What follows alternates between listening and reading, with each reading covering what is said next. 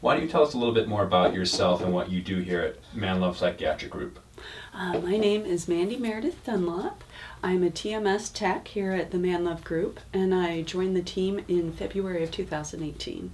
My job is to safely oversee the administration of TMS treatments and offer health and fitness guidance while people are receiving their care. While you've seen patients undergo TMS treatment here, what kind of changes have you seen them go through? Wow, If you have any stories to relate. Okay. Well, I've seen dramatic changes in MADRS scores.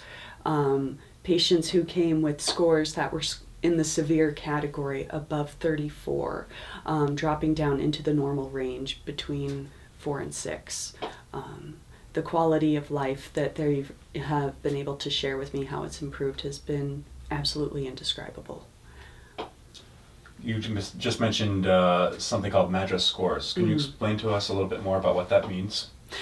Can I grab it and show it to you? You sure Those can. are actually those. We'll just do an awkward.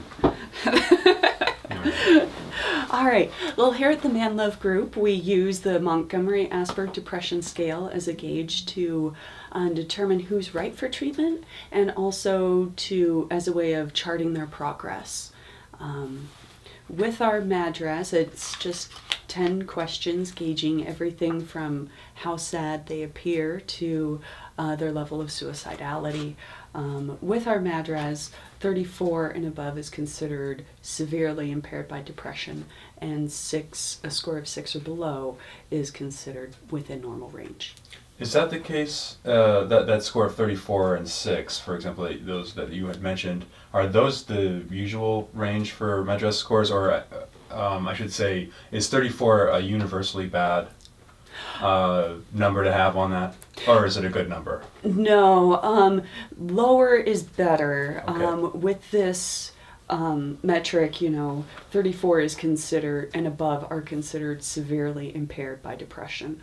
And it's kind of like golf, you want to have a lower score, the lower the better. 6 to 0 is considered within the range of normal functioning. How often do you administer the questionnaire? At least weekly. Weekly, okay. Are there any other questionnaires that they take?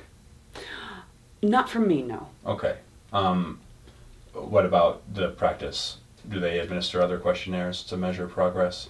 I do believe that the other practitioners usually stick with the MADRS as well. Okay. And they administer it on a slightly different timetable with whatever works for them. And with MADRS, is that basically similar to PSQ-9? Yes. Okay. Gauges the same impact on people's lives that depression And the has. Mandi.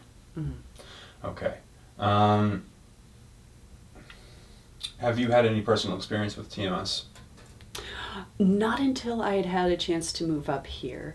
I come from a background of working in a residential treatment center for almost 15 years in Utah, and I wish it was something that had been available to the students that I worked with there. How do you describe TMS to patients who are undergoing it for the first time? Well, I'll tell them that TMS is a machine that is going to administer a very low dose of electrical stimulants that will stimulate a part of their brain that is involved with mood regulation. They will hear little clicks, and they may feel a little bit of tingling in their scalp, but it will not be painful, and it will not impair their ability to go on with their daily life after the treatment. Your role in coordinating their physical health program with exercise training, have you seen any correlation between them doing TMS and being more motivated to do the exercise, or vice versa? And what does the program consist of? What do you start them out on? Well, generally what I've observed is when people start to feel better after a week or two of TMS, they're a lot more motivated and able to do the things that they know they probably should be doing anyway with their health. Where I generally start them out is we fill out a wellness journal every week especially as I'm getting to know them, so we can see what their strengths are and where we can see some opportunities for improvement.